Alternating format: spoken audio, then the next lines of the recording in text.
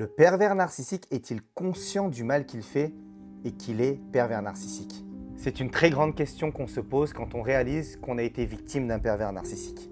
On se retrouve même parfois hanté et presque obsédé par cette grande interrogation car on ressent le besoin de savoir jusqu'où allait la manipulation. Si tout cela était prémédité depuis le début, si la personne avait conscience du mal qu'elle nous faisait et de tous les mécanismes pervers narcissiques qu'elle a massivement utilisés sur nous. Avant de répondre à cette fameuse question, je tiens à insister sur une chose.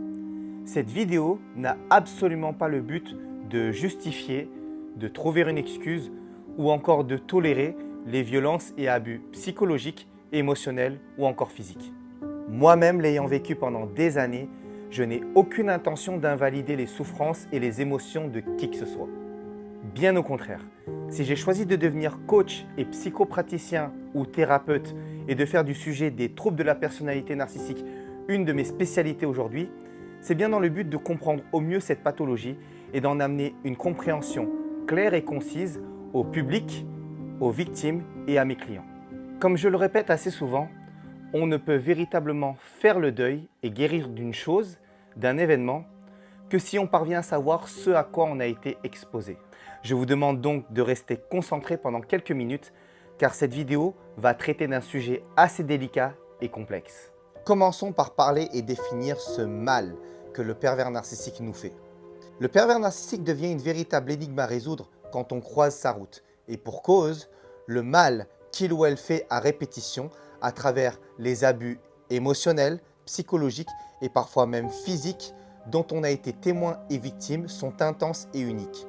Il y a même un terme qui désigne de manière spécifique ce mal qu'il fait et qu'on appelle abus narcissique. Le professeur Sam Vaknin définit l'abus narcissique, narcissistic abuse, un terme qu'il popularise en 1995 et qui restera dans notre vocabulaire en psychologie, comme unique et différent de tout autre type d'abus, car l'abus narcissique est total.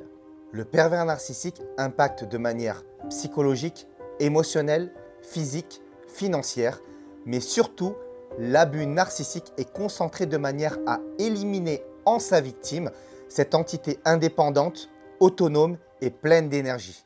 Comme me l'a appris le psychologue Benoît Demonty, qui fut un de mes professeurs et formateurs, le but du pervers narcissique est de détruire l'identité de sa proie. L'abus narcissique est perversif, tout comme le trouble de la personnalité narcissique, car il impacte les cognitions et les émotions de la victime, ses fonctions sociales, sa capacité à s'intégrer ou à se réintégrer son environnement et sa résilience. Le gaslighting, par exemple, cette technique de manipulation visant à faire douter la victime de sa réalité et de sa santé mentale avec des phrases comme « je n'ai jamais dit ça »,« ce n'est jamais arrivé »,« ça ne s'est pas du tout passé comme ça » ou encore « tu as besoin de te faire soigner », va produire un déficit cognitif chez la victime. Elle va également développer ce que l'on appelle une dysrégulation émotionnelle, c'est-à-dire une réaction émotionnelle qui est mal modulée et qui est d'ailleurs assez similaire au trouble de la personnalité borderline. Ce concept est appelé CPTSD, Complex Post-Traumatic Stress Disorder, ou en français, syndrome du stress post-traumatique complexe. L'abus narcissique est total et immersif, car le PN s'assure qu'on soit isolé. On se retrouve d'ailleurs souvent de plus en plus éloigné de nos proches, de nos amis et de notre famille. Cette expérience est tellement perverse qu'elle vient transformer la victime en une telle extension du PN à en pervertir nos aspects, nos traits de personnalité et notre perception à un point qu'on a même du mal à se reconnaître par la suite. Guérir et se reconstruire après des abus narcissiques à répétition sur une durée plus ou moins importante demande des mesures et des techniques spéciales en thérapie. Parce que ce type d'abus entraîne l'équivalent d'un stress post-traumatique complexe, on en arrive en thérapie à utiliser des techniques de traitement traumatique utilisées sur des survivants de guerre, de catastrophes naturelles ou encore à ceux qui ont survécu et ont été témoins d'horribles accidents. L'abus narcissique est un lavage de cerveau car il induit des changements et reprogramme l'esprit de la victime. Et il est très difficile d'en sortir intact et de défendre notre identité. On est comme envahi par un parasite. Et en thérapie, on essaye d'inverser ce processus. Parlons maintenant de la conscience du pervers narcissique. Il y a plusieurs croyances et mythes à ce sujet qui enferment notre société dans des clichés sur le pervers narcissique et nous empêchent de progresser et d'avoir une compréhension optimale de ce trouble mental. Je ne parlerai pas ici des croyances et superstitions comme quoi le pervers narcissique est un démon sorti tout droit de l'enfer ou une personne possédée par une entité diabolique. Bien que dans beaucoup de cultures, le pervers narcissique représente effectivement un démon ou un vampire à cause du mal qu'il fait, et bien que j'ai moi-même mes propres croyances spirituelles, je souhaite aujourd'hui apporter une réponse en termes de psychologie et de science. Pas mal de personnes pensent que le pervers narcissique est conscient de ce qu'il fait et que tout était prévu d'avance depuis le début. D'autres avancent l'idée que le PN est une personne ayant été victime de traumas dans l'enfance et qu'il a volontairement choisi la mauvaise voie en devenant une fausse entité. D'autres personnes déclarent qu'ils ne sont pas du tout traumatisés, qu'ils sont pleinement conscients de ce qu'ils font et qu'ils jouissent de la torture qu'ils infligent, ou qu'ils se rapprocheront de quelqu'un juste dans le but de le détruire. Les phrases que je viens de vous citer sont des exemples caricaturaux utilisés par énormément de personnes qui pensent savoir ce qu'est le narcissisme pathologique ou le trouble de la personnalité narcissique alors qu'elles n'en ont en réalité aucune idée ou qu'elles ne connaissent qu'un aspect de la complexité de ce trouble. Quoi qu'il en soit, je pense que ceux qui avancent ce genre d'arguments seront d'accord avec moi pour dire que le pervers narcissique souffre d'un trouble mental. Et si c'est le cas, alors ces personnes ne semblent pas comprendre la signification de ce terme. Le terme de trouble mental n'est pas juste une étiquette pour décrire un comportement.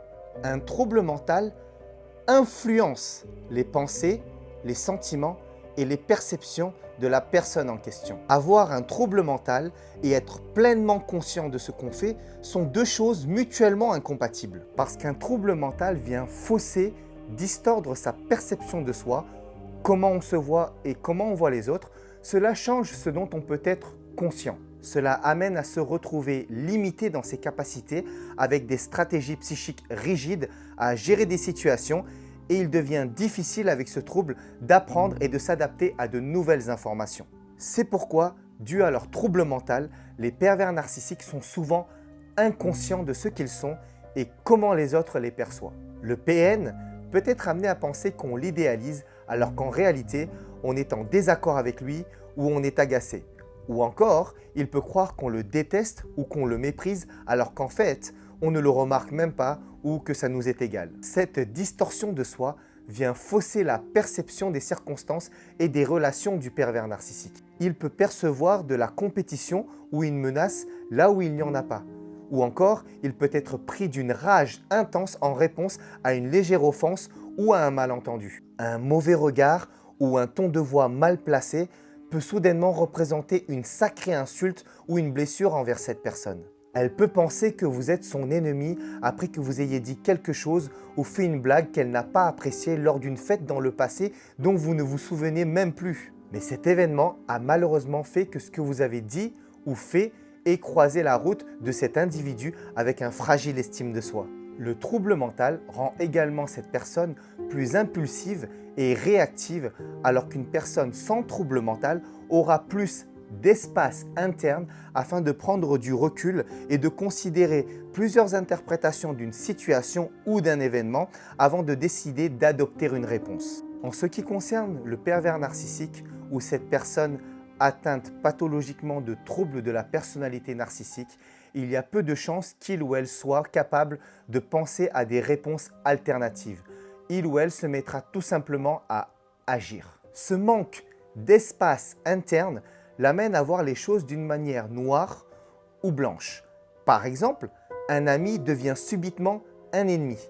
Un partenaire de vie autrefois parfait et idéalisé est soudainement dévalorisé, dénigré et vu comme quelqu'un de malhonnête qui n'a pas été à la hauteur.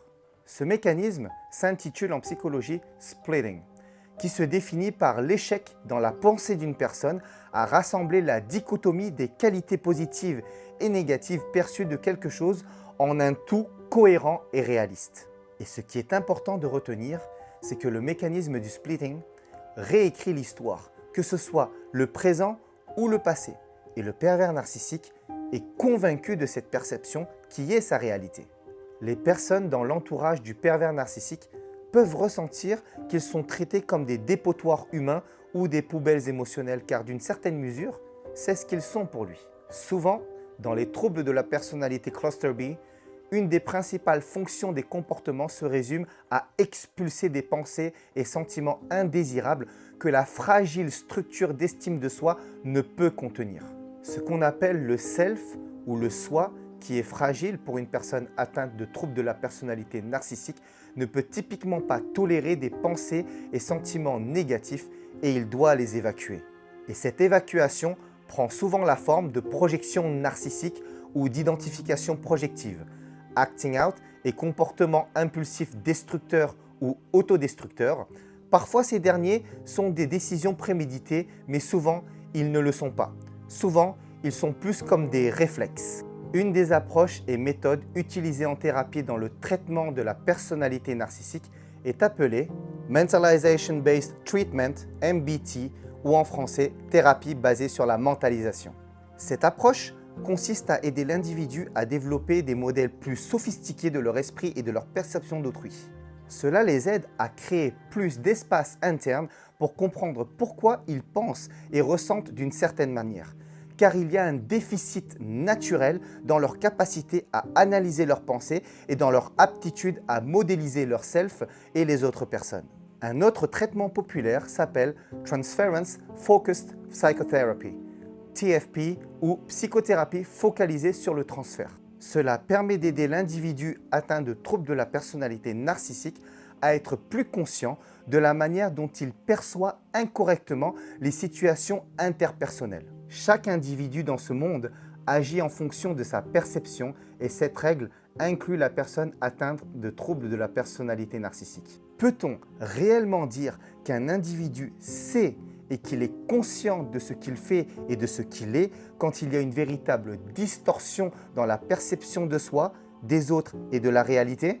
Une fois de plus, j'insiste. Le but de cette interrogation n'est en aucun cas de plaindre et excuser les agissements des pervers narcissiques et d'invalider les abus et souffrances des victimes concernées, mais plutôt de comprendre de manière optimale et clarifier les zones d'ombre de ce trouble mental, de se poser les bonnes questions, d'arrêter de stigmatiser cette pathologie afin de sortir des clichés et permettre une compréhension plus efficiente, permettant d'identifier des situations douteuses et d'en sortir. Je sais que beaucoup d'entre vous sont interpellés par la partie où j'ai mentionné 2 approches et méthodes cliniques de traitement du trouble de la personnalité narcissique. Oui, ça existe. C'est rare et c'est un contexte très spécifique, mais ça existe. C'est un groupe de personnes qu'on appelle les self-aware narcissists ou pervers narcissiques cliniquement diagnostiqués et conscients. Certains d'entre eux commencent à être très populaires dans leur manière de faire entendre leur voix pour aider les victimes, mais aussi les personnes atteintes de troubles de la personnalité narcissique. Je vous arrête tout de suite. Vous ne pouvez pas faire prendre conscience à votre partenaire, ex-partenaire ou proche pervers narcissique qu'il ou elle en est un. Ce n'est pas comme ça que ça marche. Si vous êtes victime d'abus narcissiques, la seule solution prouvée qui marche à 100% est d'une, de fuir et de deux, d'appliquer le no contact afin de lui couper l'accès à votre vie et de reprendre votre pouvoir. Je traiterai du sujet des self-aware narcissists dans une vidéo exclusive qui sortira dans quelques jours. Jusque-là, prenez bien soin de vous afin de mieux pouvoir prendre soin des autres. Et pour ceux et celles qui souhaitent me raconter leur histoire, que je vous aide à en sortir, à guérir et à vous reconstruire, rendez-vous sur mon site internet dans la rubrique psychothérapie et je serai ravi de vous accueillir dans mon coaching et dans mes sessions de thérapie afin que vous repreniez le pouvoir sur votre vie.